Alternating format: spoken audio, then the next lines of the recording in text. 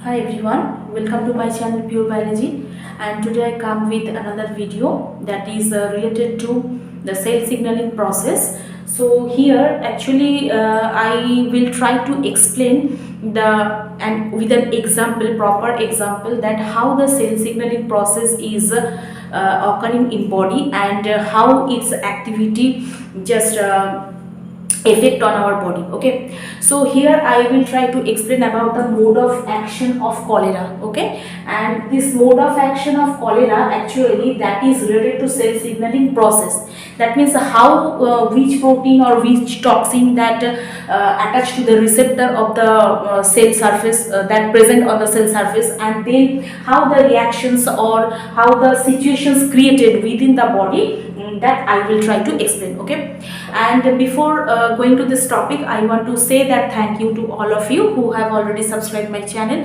and if you the new one in my channel, so please you subscribe and share this channel with your friends if this is helpful to you. Okay, and obviously this will help my channel to grow. Okay, so continue with this topic, that is the mode of action of cholera.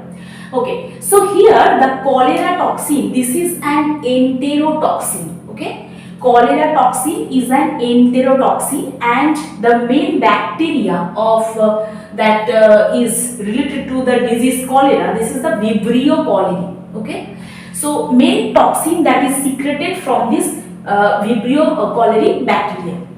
And generally this Vibrio cholerae bacteria, they have two circular chromosomes.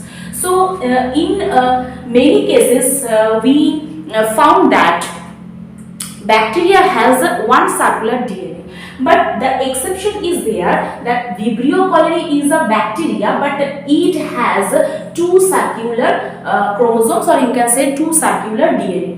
And the genes for the toxins are present on the integrated fat genome. The genome is the CTX5. Okay, so here the toxin where is present, that toxin of the cholera or the genes for the cholera toxin, these are generally present in this genome. Okay, CTX5.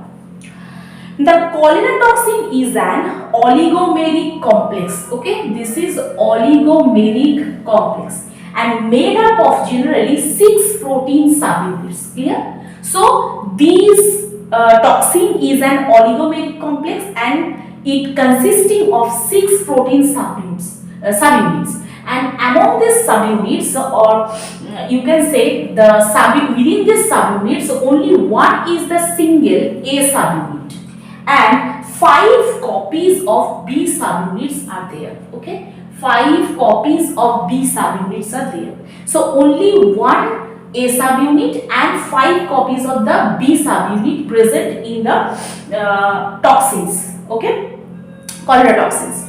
And the A subunit has a catalytic property that ADP ribosylates G proteins. That means A subunits and B subunits both are present within the toxin, but only A subunit, this has the catalytic property. That means ADP,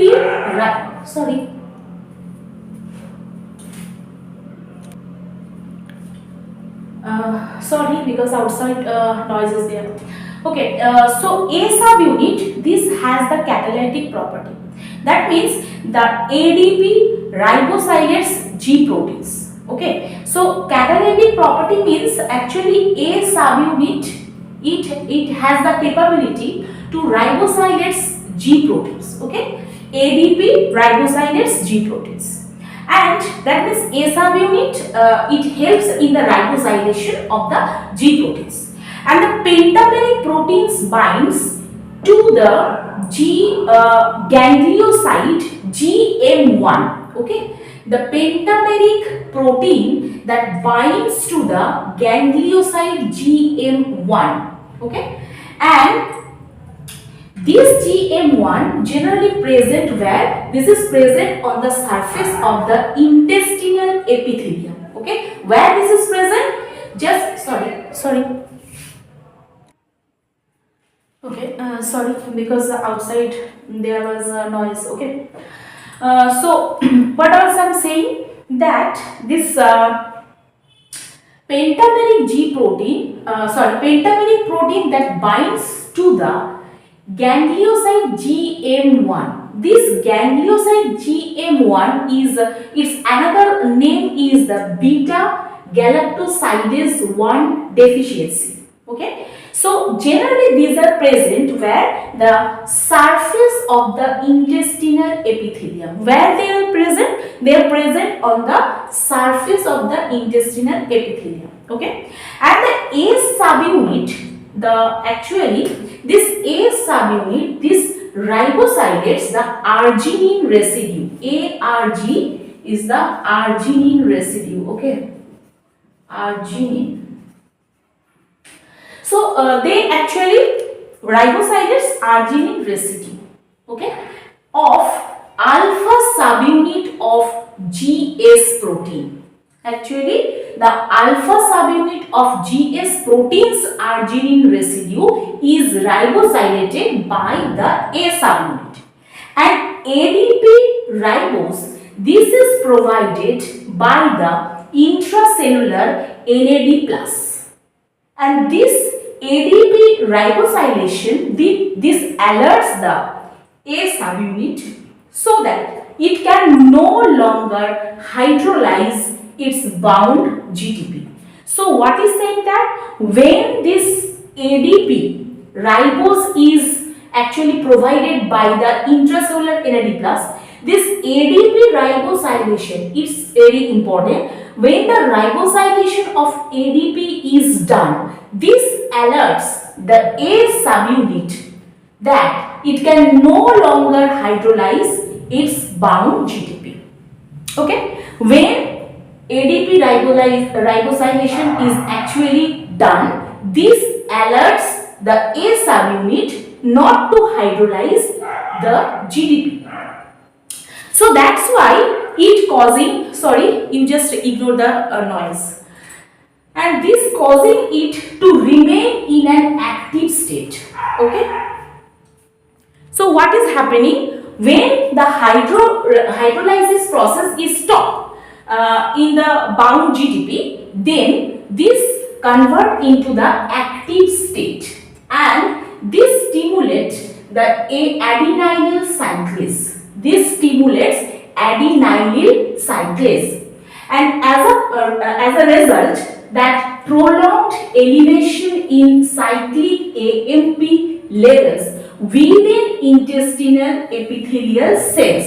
So what happening, that the cyclic AMP levels that increases within the intestinal epithelial cell. Okay. And this causes the activation of the pKa or the protein kinase A.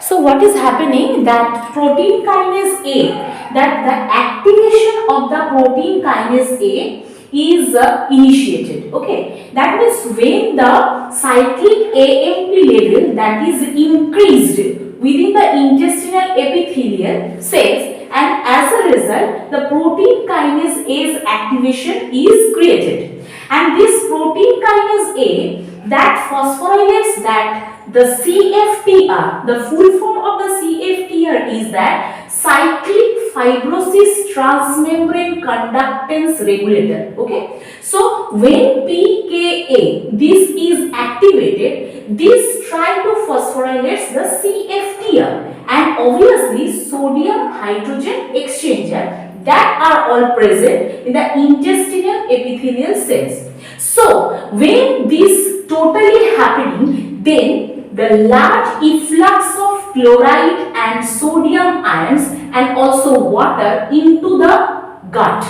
and thereby causing the severe diarrhea. So actually in that way, the toxins that is secreted from the Vibrio cholerae that affect the gut of the human body, and that's why the severe diarrhea is seen in the cholera patient. Okay, so this is the actually mode of action of the cholera, or how the cholera toxins activated